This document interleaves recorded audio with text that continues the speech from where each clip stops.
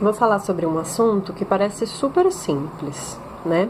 Soma e subtração. E vou começar com os números inteiros. Olha, muitas das dificuldades que as pessoas têm com a matemática estão nos conceitos mais básicos, né? Na escola a gente não precisa tirar 10 para passar de ano. E isso acaba explicando como que muitos alunos chegam ao sexto, sétimo, oitavo ano sem fazer conta de mais e de menos, né? Com um raciocínio errado, algumas contas a pessoa pode até acertar, por sorte, né? Mas conforme os conceitos da matemática vão ficando mais complexos, o peso da matemática básica vai ficando maior, né? E aí quando entra física e química, aí o aluno tem a sensação de que são matérias impossíveis, mas na verdade a matemática envolvida na química e na física normalmente é bem simples, tá? Então, assim, contas bem simplesinhas, você não vai ter problema, né? Então, por exemplo, 17 mais 14, essa era fácil, né? Então, aqui dá 11, vai 1, aqui dá 3, beleza, sem problemas. Assim como, por exemplo, 17 menos 14, também não tem problema. 7 menos 4, que dá 3, 1 menos 1, que dá 0, certo? Até aí tudo bem.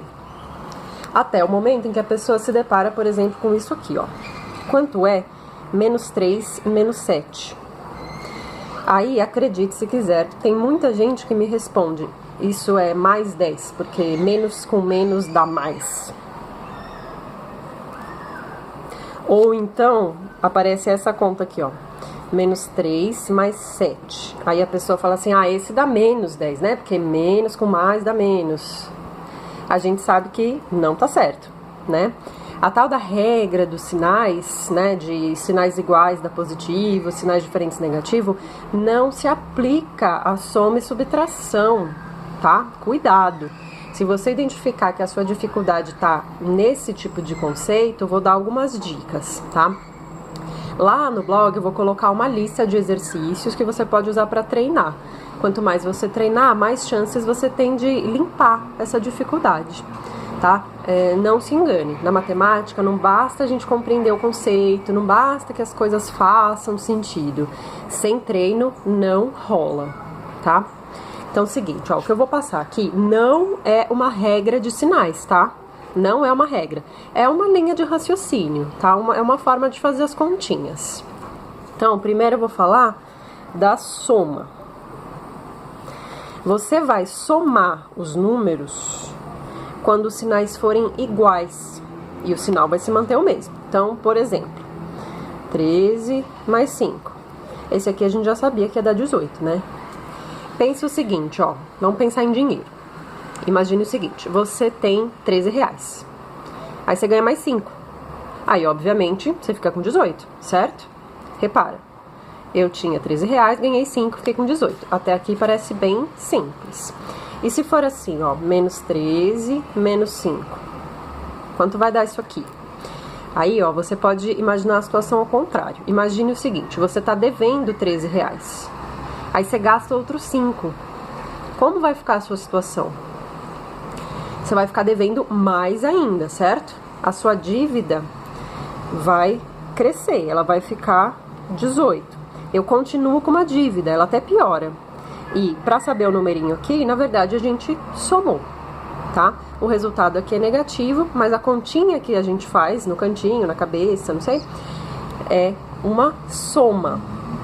Tudo bem até aqui? Ok, agora vamos falar de subtração.